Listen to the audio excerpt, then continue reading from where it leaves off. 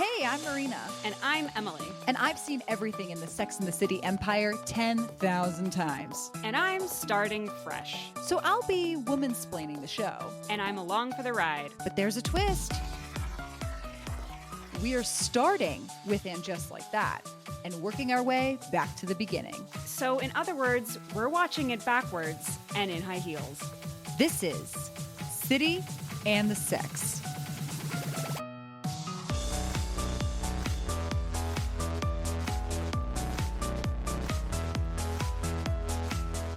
Hey there. It's JDS. No. They don't exist anymore to us. They are not real. They are not real. Anyway. They can't hurt you. This is Sex and the City, Season 6, Episode 2. Welcome back. Welcome back to this roller coaster that we're on. Oh my God. I'm going to need notes for this one because I have thoughts. I have capital T thoughts, Marina. Oh my God. Well, let's get into it. Emily, what is your one word for this episode? All right. My one word for this episode, I will say this was a hard one because I was like, I feel like I should save this for another episode. Exactly. But it's just columnist, ? Mm-hmm. This is the first one where I really feel like I'm getting a sense of like Carrie's job, and then also the whole discourse around Carrie's job and is she a good sex columnist, because she sort of ironically can be maybe clueless about certain things when it comes to sex. Does it make her a good columnist or a bad columnist? Who's to say? So like this felt like, okay, now I'm in the discourse of like columnist, you know what I mean? Because I'm just like that, that's not like really part of her job. She has the podcast, but like, we don't talk about that.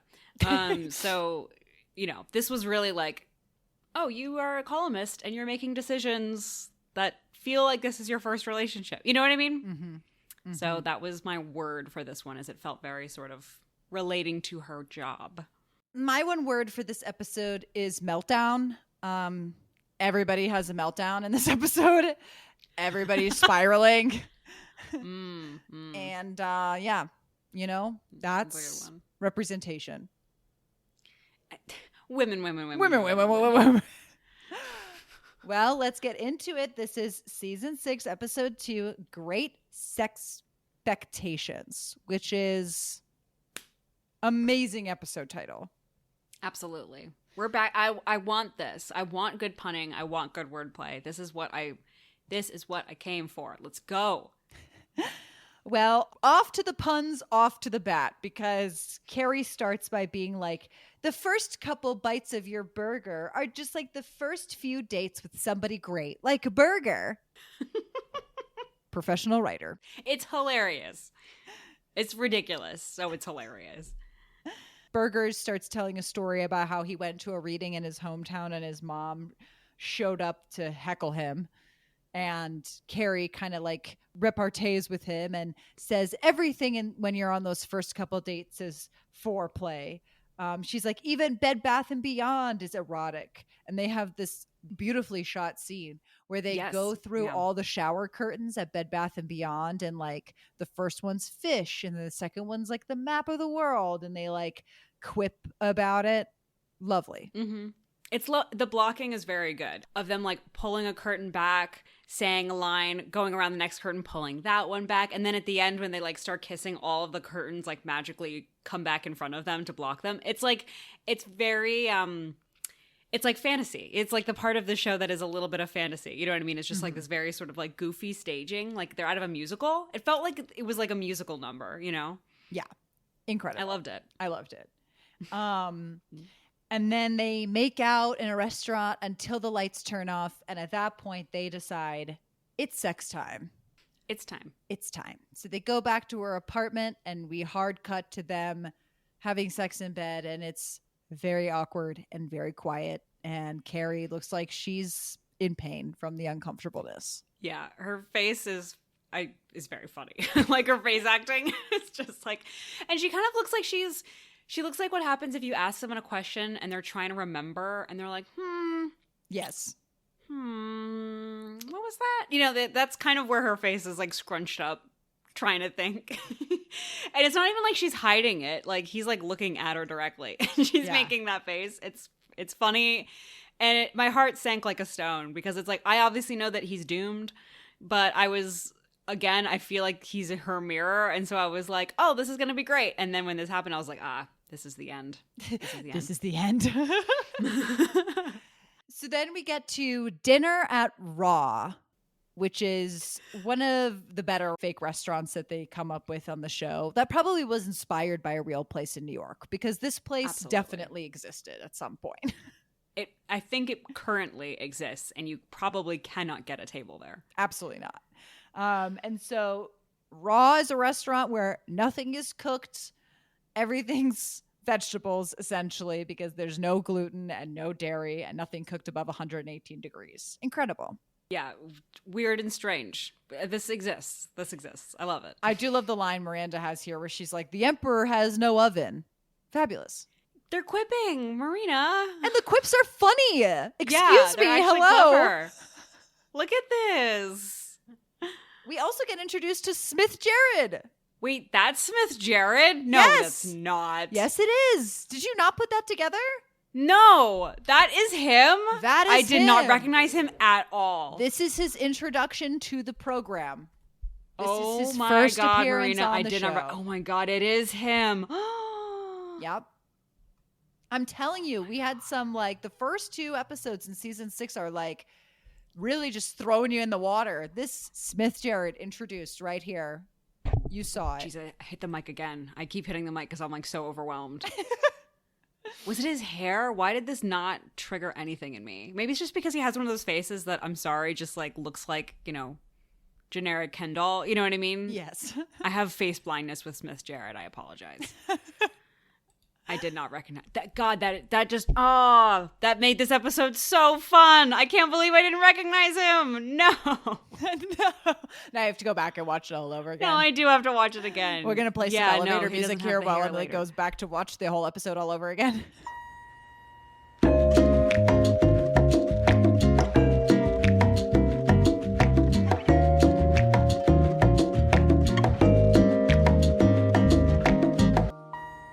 I would have recognized his name for sure because it's a weird name. Yeah. They do not. Yeah. So I will give you that, but it is him. Oh God, this is so delightful. I'm so happy. This is Smith Jerrod. This season's gonna be fun. Yep.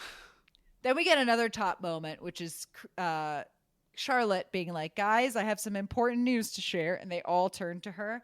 And she goes, I'm becoming a Jew. The clip from the opening of Sex and the City 1. And I love that the music pauses. Yeah. And everybody like looks at her. And then the music starts up again. And she's like, I don't understand why you guys are being weird. It's also such a good, again, kind of like almost really, she opens by being like, it's a really big decision. And so what I really want is for you guys to not react. Okay. And then they kind of like smile at each other and then like smirk and like, okay, fine. And then she shares the news and they all stare at her stone face. And she's like, I can hear you reacting. It's like really funny. Incredible. This whole interaction was just like very good. 10 out of 10. 10 out of 10. Amazing. So Miranda and Carrie go to eat pizza after Raw because obviously it's not enough food. And it did look gross. Yeah. Sorry about it. Sorry about it. Sorry about it. And here we learn that Miranda has a new boyfriend and her new boyfriend is TiVo. Now, some people are young, maybe listening to this podcast, and they don't know what the fuck that is. But it was very pivotal, and it essentially was a system that allowed you to record episodes so that if you missed them, you could watch them later. It was replaced by the concept of streaming. Right. Sad. This is proto streaming. Is you're like, I can watch things on demand when I want to. This is groundbreaking. I can fast forward through commercials. Groundbreaking. And Carrie makes the quip, oh, you're trading Steve-O for TiVo. And I love that Miranda's like, don't mention Steve-O anymore. Yeah, you put that away. And we learn that her favorite show is Jules and Mimi, which we will get into more later. But that is her show of choice. And apparently they're going to have sex for the first time. And she's very excited to watch. The characters in the show, by the way. Jules and Mimi, the fake characters in the show. Yes. Carrie's wearing a pink cape in the scene. Yep, that was it. I was like, Marina will get there eventually. We're going to note that she's wearing a literal cape. The pizza scene, I think, is great in that this is, again, a very relatable thing of like, that restaurant sucked. We barely ate. I just want a pizza. And then they sit there having their pizza, whatever. And then there's the little sprinkle on top that makes it Sex in the City, which is that Carrie's wearing a cape. You know what I mean? That is what makes this show. This show is that Carrie is wearing an accessory that makes you go, huh? And then you move on. It's like not even really cohesive with the outfit. No. It looks like a Halloween cape. Yeah, yes. It's very Party City. It's like fake satin. It's shiny. It's weird. I don't know where it came from, but okay. But that's our new uniform for this podcast. That's incredibly visual. Yeah. Everyone's going to hear the difference. Mm-hmm, for sure. It's that cape crystal quality. The crystal we're gonna just start enunciating more because we have capes. Because we have capes. You. I also want to note that I have a note here before the pizza scene that just says Charlotte and Harry continue to be goats, and I don't know what that refers to. I don't know what happened, but we'll just move on. I just want to know that there was a scene that for some reason compelled me to say that. I have no idea what it refers to at all. I don't even know. I have no idea. Because there isn't a scene with them in between here. There must be. No, I don't know not. where this came from. No, because they're at the restaurant, and then it cuts to this. Right, because I'm guessing Charlotte must have gone home and had a scene with Harry. No, she didn't. Not to be this person, but if she did, I'd have written it down. I don't know what this note is referring to, but somebody help me. Okay, well, our friendship is breaking up because now you're accusing me of being a fraud. In public in front of everyone. I'm calling the SEC on you. Oh, that's last episode. My bad. I can't make references to last episodes. I mean, maybe it's just because she's excited to convert and he's supporting her. Yeah, I don't know. I have no idea. I genuinely cannot remember what compelled this, but it's there, and I don't know what was said that led me to think this, but they're the goats, apparently. I think you're just trying to put your propaganda and you're acting as if there was a scene, but you're just trying to gaslight me into thinking there was a scene. And so something happened that didn't. To continue your agenda. She must have said something at the Jewish announcement dinner. Yes. That I don't remember, but I don't, yeah, because it's, Samantha's character is hilarious. Is this all she does? ? Charlotte and Harry continue to be goats. Pizza scene is great. They're talking like actual people. Carrie has a cape. What a haiku to describe this whole episode. That needs to be on a needlepoint pillow. Yeah, I should do the summaries for TV Guide. Yeah. Which nobody reads anymore, so it doesn't matter what I say. Which is a defunct thing, but that is a perfect TV Guide description of this episode. Hire me if you're still out there as a functioning business. Reader's Digest in the grocery store. Hello, pick up the phone. 911. Emily, send writer services. That's the whole number. Don't ask questions. Just give people on business card. It just says 911.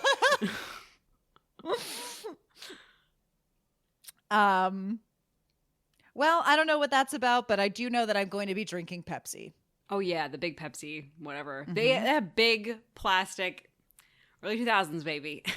We're all drinking Pepsi.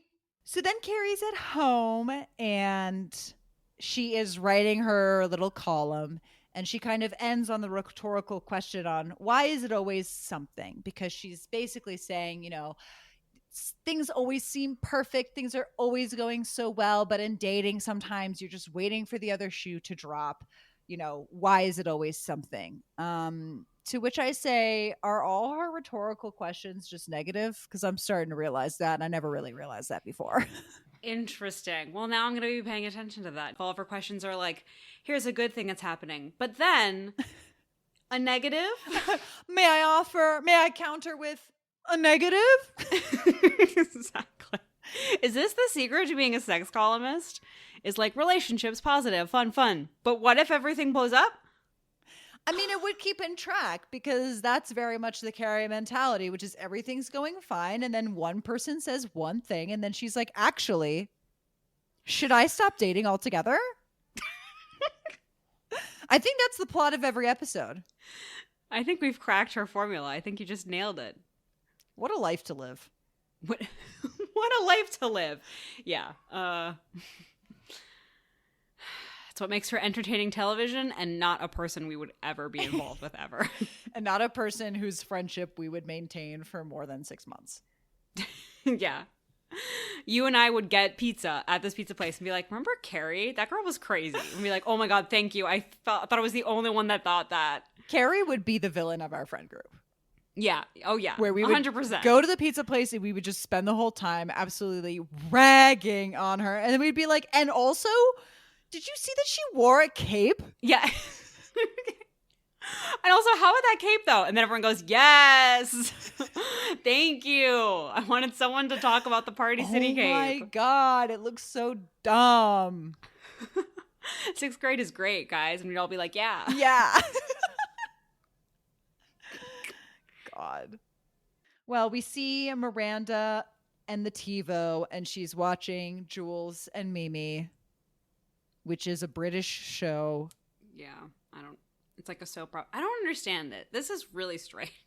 Like, Miranda's entire plot is about this TiVo thing, and I'm like, is this brought to you by TiVo? What is this? Like, I thought it was a one-off joke, and then there's every scene, her whole plot in this episode is about the TiVo, and like lots of close-ups on the TiVo logo. It's not just like cutting to her watching her soap opera or whatever. It's like we watch her pick up the remote, click on the logo, scroll through the menu. She's got this face of like wonder, she's like excited to use her TiVo, and then skip through commercials. And she even like says out loud to nobody in particular, like, time to skip. It's very strange and unhinged. It definitely is a commercial for TiVo, but I think this is also a good time for me to bring in the Sex and the City Kiss and Tell show Bible, because they actually go into this. Yes. This is the one snippet that they write for this episode. So this episode was written by Cindy Shupak, and she says of this episode, quote, "A lot of the writers on the staff are hooked on TiVo. We like the idea of Miranda being hooked on Jules and Mimi. I had loved this one BBC show called Bob and Rossi. It was only 6 episodes, but it was beautiful and really romantic. So we decided to create a show called Jules and Mimi. We created a lot of backstory for Jules and Mimi. We cast British actors. Mimi is a British Miranda in a funny subliminal way. And the show is a British version of Sex and the City. We built a set, and on the first day of filming, Michael Patrick King and I put on fake British accents and pretended we were BBC producers. TV Guide and Entertainment Weekly eventually ran pieces explaining that Jules and Mimi wasn't real." I love everything about this. This is so good. So, like, basically, it sounds like this was a bit that went way too far. Yes. And it just got out of control. Yes. I love that this was back in the days when you couldn't just Google and find, like, a Reddit somewhere, that was like, no, it's not real. Or Vulture puts out an article that's, yes, that show is not actually real. It's like, there's something so much funnier about people who are picking up phones and like calling into TV Guide to be like, why am I not getting this show? Where is Jules and Mimi? Yeah. Where is Jules and Mimi is so much funnier than just like a shy little Google. Like, that's so funny that people were like, I want this. Incredible. I'm demanding to see this. I love it. Yeah. I'll just say this episode isn't the only time we see Jules and Mimi. Oh, hell yeah. I love that. I'm so on board. Let's go. This is my rose for the episode now. Jules and Mimi. So Charlotte goes to the synagogue to find the rabbi to begin the conversion process. And she knocks on the door and he answers the door and she's like, "I'm here to convert." And he slams the door in her face and she knocks again. And then another guy answers the door and she's like, "I'm here to see the rabbi to convert." And he slams the door in her face. And she is a little distraught over this. 2 acting choices I want to shout out in the scene. One is, it's so funny to open the line with, "Are you the rabbi?" From just opening the door is just hilarious. And secondly, when she gets angry and knocks again, she doesn't knock like, fist closed. She like is using the palm of her hand, which makes it somehow crazier. I don't know. Just great little acting choice. I love stuff like that. Again, spiraling. Spiraling. It's meltdown. Yeah. "Are you the rabbi?" She shuts the door in her face. So funny. So we see Charlotte and Harry are being so cute at home. I love it. I love this. Her in her little like lingerie set, like undressing, like telling him about how she feels hurt being rejected by his people. Mm-hmm. Yeah. And he, is like, you're really hot, and tries to kind of like start up with her. And I like that she responds and is like, oh, you're so silly. But no, I'm feeling rejected. It's like, hang on. I'm sad. It's like, I don't know. There's something about Charlotte that is a little bit bimbo, but in a way that's not, that's like a new take. Yeah. I mean, she's very, she's like, she is a bimbo, but she's also like, she's Park Avenue princess. Yes, but she's got the exactly. It's like it's like a bimbo edge, but in a different way. Is my point. Yeah. It's not like the traditional like bimbo. I'm not saying she's a bimbo. She just has this kind of like airiness of not really of like of things spacey. Not really like sinking in sometimes. It just incredible. So he says, well, they make it hard for you, that, it's tradition that they turn you away 3 times. And she realizes this is just like dating. They're playing hard to get. And she goes, I know that game. I can play that game. And I quote, I invented that game. Exactly. Well, then we cut to devastation. Miranda's at home and Magda, her like housekeeper / babysitter for Brady, comes up to her with a very solemn face. And Miranda's like, what's wrong? Is everything okay? Is Brady okay? And Magda's like, Brady's great. He's an angel, but something's wrong with the TiVo. And Miranda's like, what are you talking about? And she's like, I sit on the remote. And Miranda's like, what did you do to my TiVo? And she opens up the TiVo and all of her recorded programs have been deleted. And she was super excited because the episode she had recorded of Jules and Mimi was the morning after they had sex. And she was so excited to see that episode, but it's gone. And she freaks the fuck out. Yeah, this is a Shades of Just Like That directing coming through. And it's like, it's very much like, oh, that wasn't an accident. This is just Cynthia Nixon. Yeah, exactly. Like, this is just her manic. It's like frightening. It is frightening. It is. I think it's supposed to be for laughs, but it's frightening. I'm scared also, yes. I'm frightened. I'm trembling. I'm calling the police. Yeah, and I'm trembling and I'm calling the police. Yeah. Do we see Magda after this, or do we presume that she's been killed? Yeah, exactly. Can you imagine she's just gone from the series? Incredible. They just never explain just deleted her. But we know she killed her. So then Carrie is in bed and Berger calls and they have a whole repartee about raccoons because he's like basically like, oh, sorry to be calling and give you the excuse every guy gives, but like I was attacked by raccoons. It's clearly, supposed to be witty. And he's making a joke. Then they talk about the New York Times crossword. I'm curious to see where Berger's going because I keep seeing more and more evidence that these two are very alike. Mm-hmm. They're crossword people. They're writers. They're quippy. Well, she invites him over and they have quiet sex a second time. And what's Carrie. funny is that earlier in the episode when she's talking to the girls, she talks about how she heard the M1 bus like arrive and people get off and then the doors close. And then in this second time that they have sex, you, the viewer, like clearly hear the bus come, people come out of the bus and the doors close and the bus leave. Incredible. Good. This is just good writing. Tell them. Yeah. I want to give them their flowers when they do a good. Well, Samantha and Carrie are at the lingerie store, and Samantha's basically like, you have to dump him.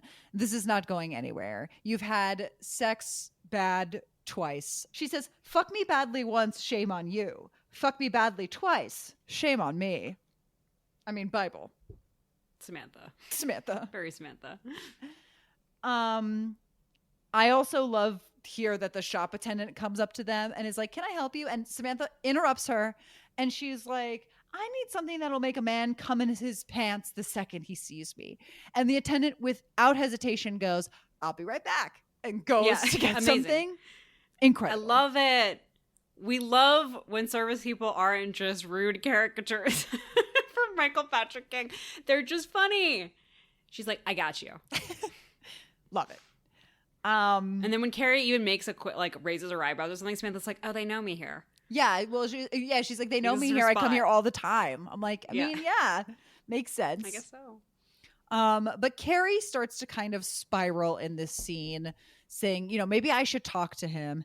And Samantha's like, there's no talking to be done. She does this wonderful hand gesture where she's like, I find that bringing up that sex is bad is a downer. And by downer, I mean, and kind of makes a symbol with her finger as if to represent a deflating penis.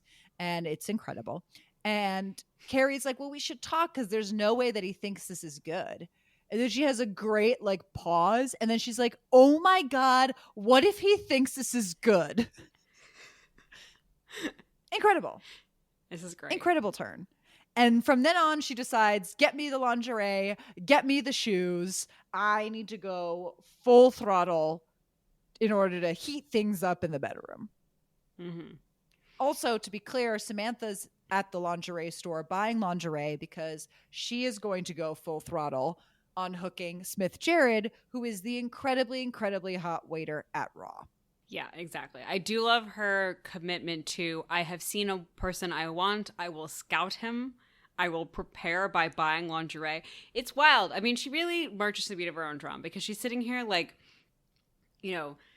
when Charlotte was talking about converting for Judaism, she's like, isn't that a lot of hoops to be jumping for a man? And here she is like buying gift baskets, buying fancy lingerie to like make a move at a man. It's just funny. She has such a clear like principles. Yeah. It's like, this is what's worth my effort, and it is sex. Yeah, exactly. But then if it's like a more emotional thing for a man, she's like, that seems like a lot. She's like, ew, that's tacky. Yeah, exactly. She's got her principles, and I love it. She's such a clear character. Yeah. Yeah. So then we cut to Miranda, and we get this little, in Carrie's voiceover, kind of the parallel that the TiVo is like a real boyfriend because everything was perfect, but now they're fighting. And we see Miranda go full throttle freak out on like the TiVo customer service on the phone. Again, I'm scared. I'm frightened. It's like, it's time for a wellness check on Miranda. If anybody's this attached to TiVo, like, something's up. Something's up. Pull them aside. Check in on your friends. Take them to Starbucks. Do something. Yeah. This is checking on your friends. It's Mental Health Awareness Week. If people are starting to relate like physical appliances to interpersonal relationships, don't doubt yourself. Say something.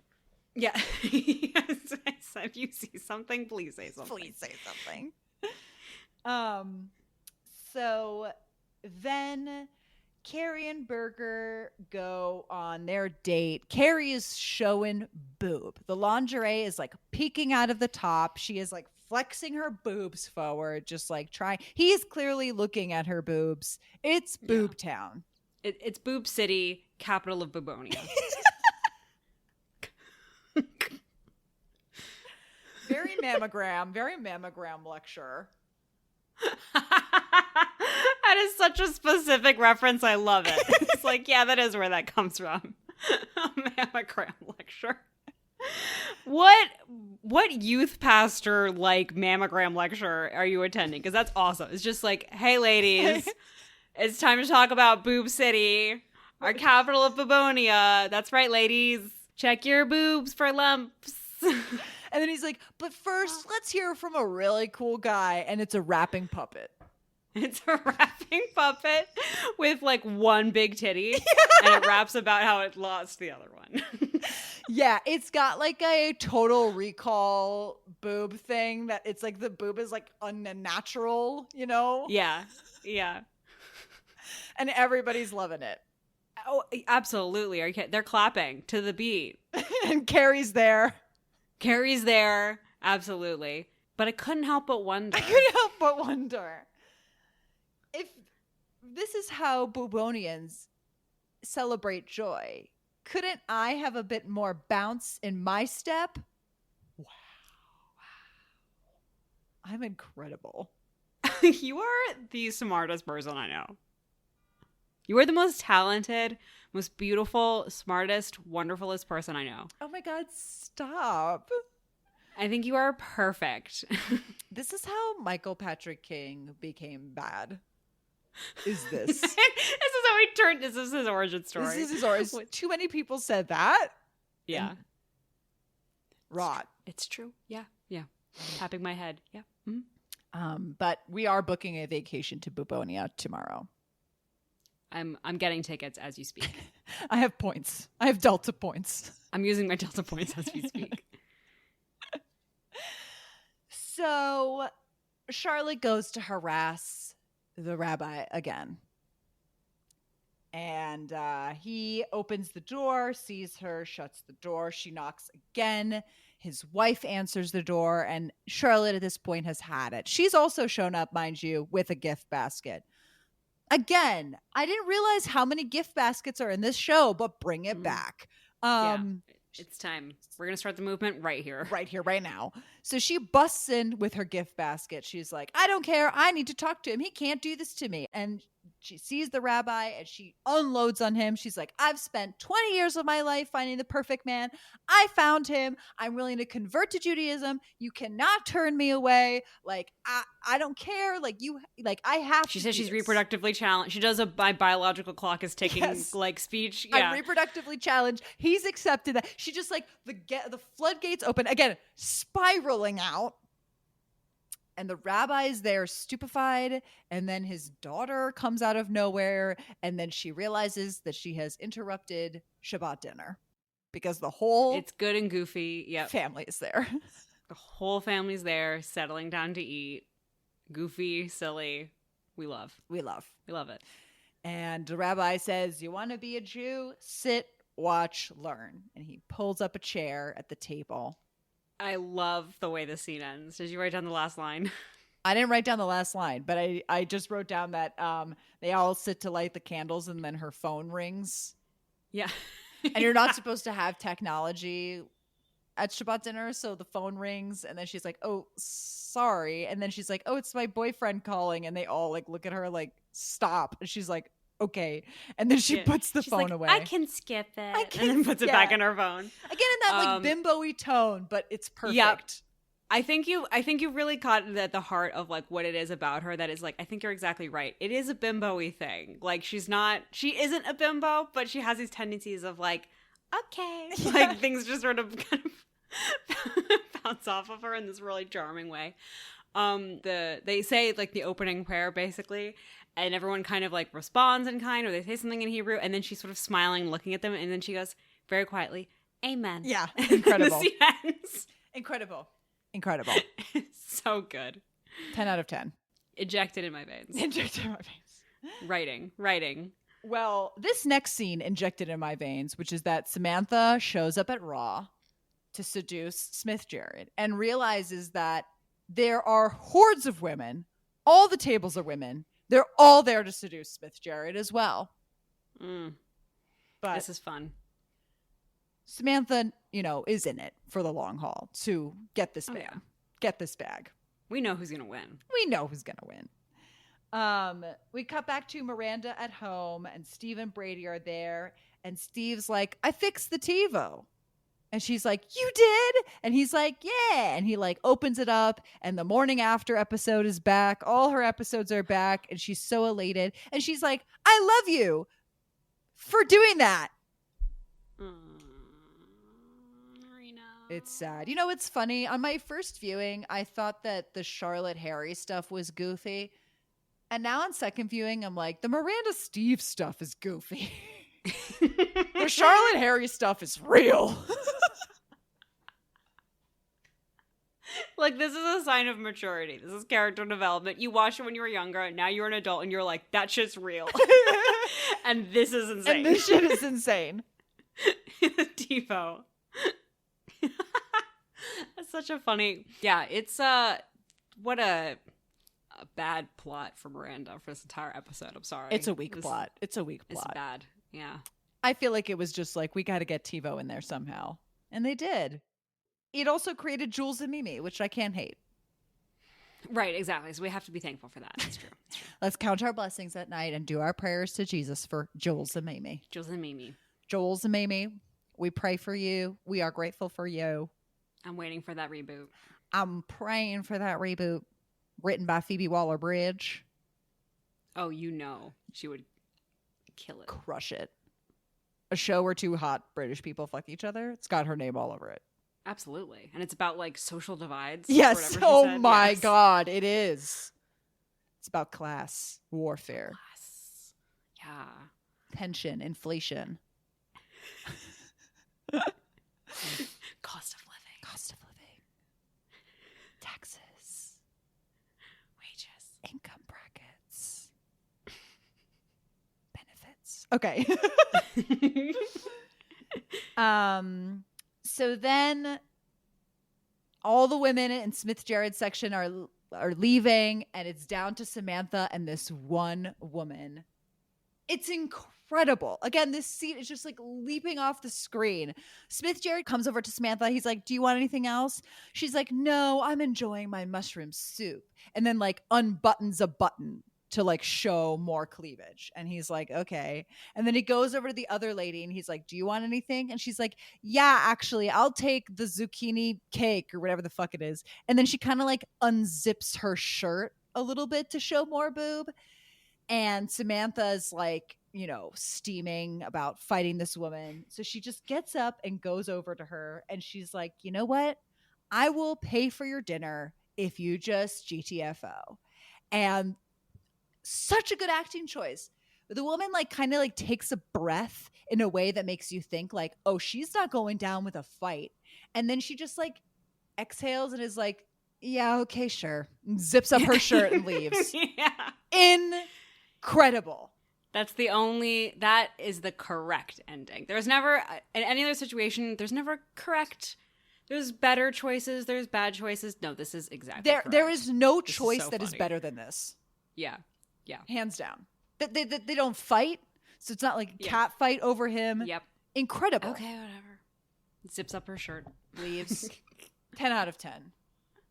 Feminism. Her boobs were hanging out. Yeah, it's great. It's great. So Carrie and Berger are at home and they are both drunk as hell, stumbling drunk. Carrie's trying to show him the lingerie. She can't because she can't even get her skirt off. She's just tripping everywhere. She falls down. He passes out in the bed. It's a mess. Lights out. Lights out. We cut to Smith and Samantha having one of the most incredible sex montages. Yeah, has there ever been a thing like this on the... I can't imagine being 6 seasons into a show and then they drop this as if it's... This is incredible. I think there have been sex montages, but nothing with the like wide angle that doesn't change. Yeah. Incredible. It just jumps and it's just increasingly hilarious. Also you see it's throughout the night because the lighting is changing. Yes, you know, throughout and the chair on the bed, like just all these crazy. It's so fun, and her noises are different every time. It's just like it's so dumb that it's like hilarious. Do you know what I mean? It's just like the most simple low hanging fruit is like goofy sex montage, but it works because the positions are so silly. Yes. So there are 2 positions in particular that are the most crazy. First of all, it heightens so perfectly where like each position is crazier than the one before. And then it like caps off with them having sex on a chair and the chair is on the mattress. Yeah. Which is like makes no sense, but is incredible. But the position right before is a position that also makes no sense, which is Samantha's essentially doing a shoulder stand. So her shoulders are on the bed, but her back and legs are up, but she's in a right angle.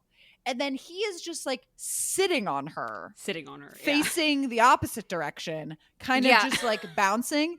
And at this point, my partner walked in on me watching this episode, looked at the TV. Really? Yep. Right now? Mm-hmm. Looked at the TV and he was like, that's not even possible. Yeah. It rules. It ruled. And I was like, sit down, take some goddamn notes. We're trying this tonight. Yeah, it's like, it's so funny because it's like, it is just the writers brainstorming or the choreographer, whoever set up the scene was brainstorming like, what is the goofiest thing we can put them in? And it's like butt to butt, facing opposite each other Directions. and like upside down on top of the bed vertically. It's like so strange. And he has to like stand and like there's no way he's thrusting. Right, exactly. But he's hopping up and down for no reason. Yeah. It's like the only way this could work is if they have like one of those joint sex toy things, except instead of like it's in his butt and her butt, Yes. and inexplicably they're like vertical. It's like there's just no there's no way this is fun for anybody. Nobody's getting pleasure from this. But everybody's bouncing around and going, yes. Incredible. I loved it. Laughed out loud. I also love at the end when they're done, we get this like pan up shot where you see like 3 empty bottles of Gatorade. And then me and my partner counted 6 condom wrappers. Only. I mean, from what we see in camera. Fair. And they're in bed kind of flirting. And he admits to her that, you didn't have to buy everything. I wanted you ever since I saw you for the first time last Tuesday. And then they presumably fuck again. 7th condom wrapper. Make it up to me down there. And then Kim Cattrall's like sex acting is very funny. Yes. Like, I think she understands her role so well, because if she plays it all super sincere and super gentle and sentimental, it doesn't make it funny anymore, and it's just going to make it tiring. But it's just so funny. She tells him like, well, why don't you make it up to me down there or whatever. He like goes down on her, and the way she like vibrates is so strange, but like funny. It's like she knows that she is in a physical comedy role. Yes. You know what I mean? She gets it. Yeah, she does like a little like ha ha ha and it is incredible. It's like really good. That's not easy. It's not fucking easy, and she fucking nails it. She's carrying a lot for this show. Dang. But Carrie wakes up with Burger, and they're in their full clothes, and they're like, "Oh, I guess we passed out," and then they basically admit to being awful in bed. And how shitty it feels. And he's like, we're great in restaurants. I mean, when people see us in restaurants, they're jealous. Then he's like, let me make the bed a restaurant. And I like that he goes to get like a salted pepper shaker and like put it on the bed. And then they start getting into the whole like, we should talk. We should talk more. And we should talk about this. And we shouldn't feel like we shouldn't talk. And then there's an empty pause. And then they just go for it. It's amazing. And so I will say it's like the like, we're good in restaurants. I'll make it more like a restaurant, and running over to get the salt and pepper. That charmed me. That I love. I love that silly shit. Like that's so funny. And then obviously it gets knocked over and he's like throwing the salt over his shoulder is a nice little detail. Just those little things I genuinely found really cute. Like I thought this whole scene was actually very sweet and very cute, and them both being like, I don't know, why is it wrong? Everything else is so good. And then again, I gotta shout out my girl who I think accidentally gave Carrie the right advice. Charlotte, in the very first scene in Brunch, she was like, why don't you guys just talk about it? And then she's immediately shut down by the rest of the girls. They were like, shut up, you idiot. And then move on. And I'm sure she phrased it in a judgmental and not helpful way, but I just want to shout out my girl because she did say that, and I did think it was funny that everybody else was like, that idea is stupid. What's wrong with you? Why would you talk about sex? You are correct, but also I cannot endorse this agenda anymore. She hasn't done anything wrong yet. Where is the You're lie? Like, show me the crimes. Show me the crimes. I know it's coming, but she hasn't gone there yet. I think they probably like forgot about Charlotte, to be honest. Like maybe I'm thinking too much of it just like that, but I feel like she's really an afterthought, and that's kind of accidentally why her plots are the best. Because it's like they've given her something that is like lighter, but that actually makes it more fun versus like Miranda's is like accidentally heavy all the time in a weird way that we don't like. Even if they give her something silly with the TiVo, it's like she takes it so seriously. I don't know if this is a Cynthia Nixon thing or directing thing, but it's like it's never really fun, or it's kind of depressing with Steve. I think Charlotte gets away with a lot of shit just because I kind of think they forget about her. Yes. I think that's a good read. I do think that they sideline her and give her like the B plots because they don't, I think, overthink it and put too much pressure on it. Right. It is able to just like be fun and breathe, and then it ends up being more enjoyable on the rewatch. Absolutely. I feel like between the four of them, Carrie and Miranda, to me, feel like the closest to the quote-unquote main characters in terms of like the depth of the stuff they're given. And then I think the way you just put it is really like there's so much pressure and it becomes so serious. And then Samantha and Charlotte, it's weird because they're so opposite each other, but they to me are like the comedic relief of the four. Yeah, they're having and the other good two time. are the main. Yeah, you know what I mean? Exactly. Yeah. So she's like a clown.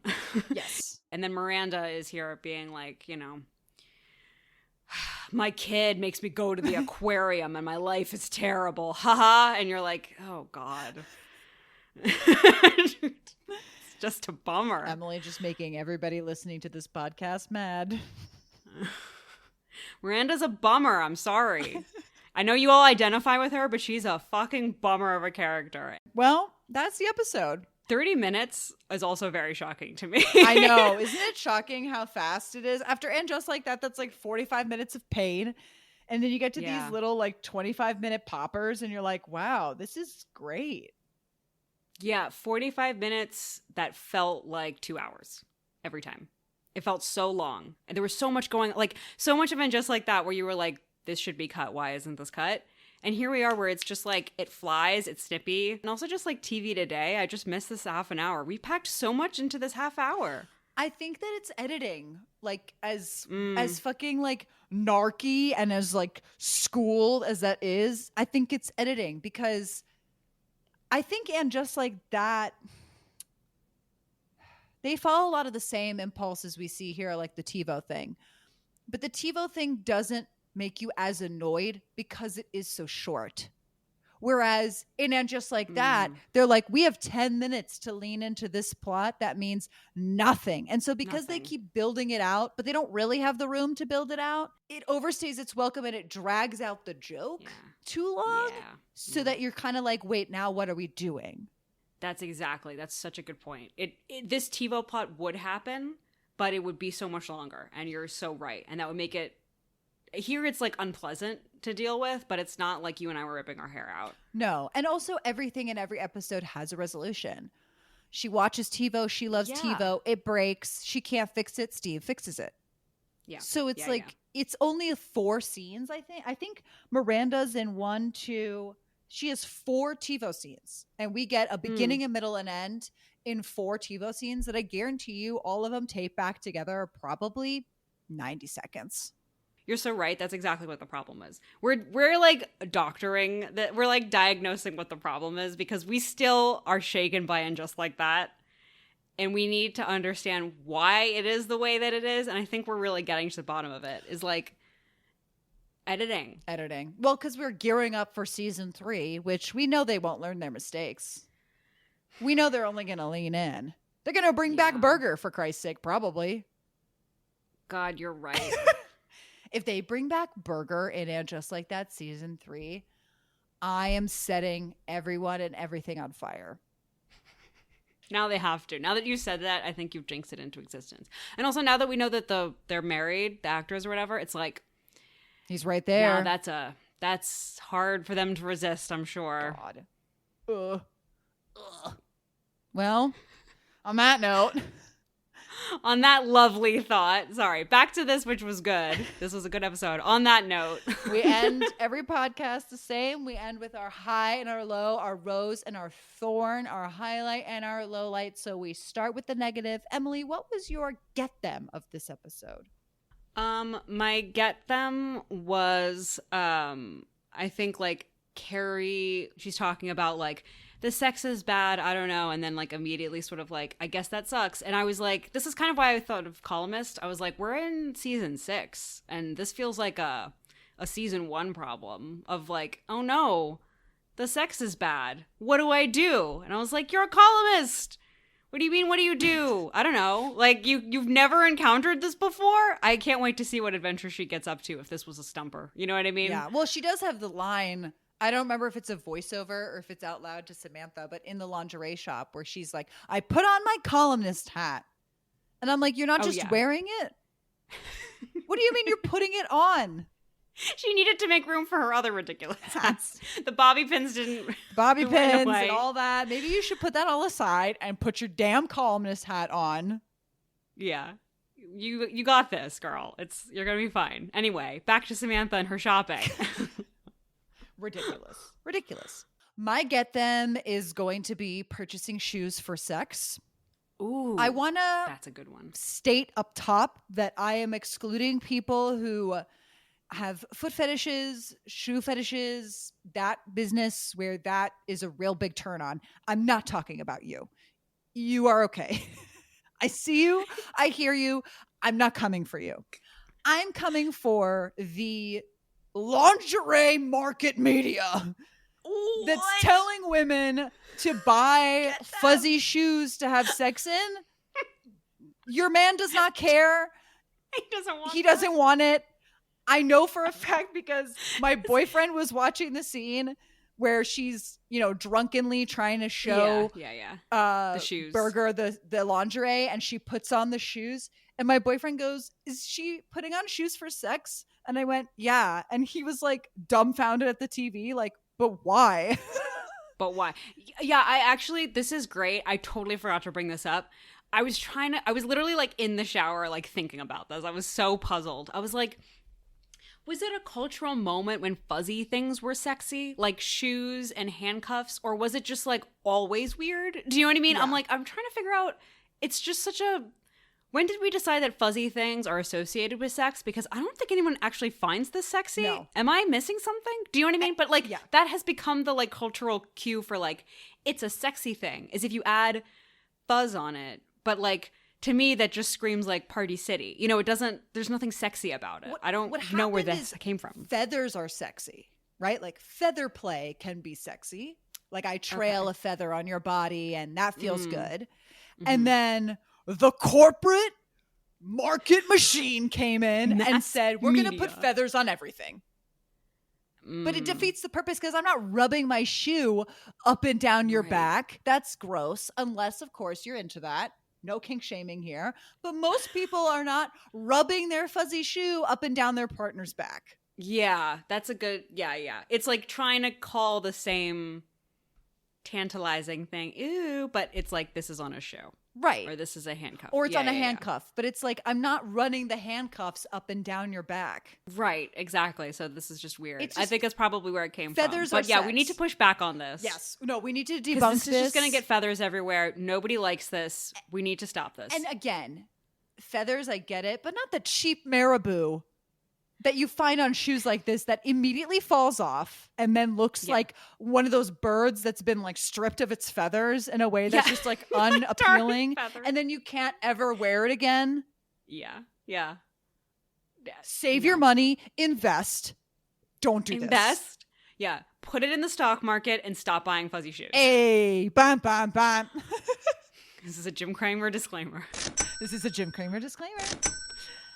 Emily, what was your rose, your highlight, your release the Kraken of this episode? This is an easy one. It's the entire sex montage. Mm-hmm. Top to bottom, pun intended. Hey. It's fantastic.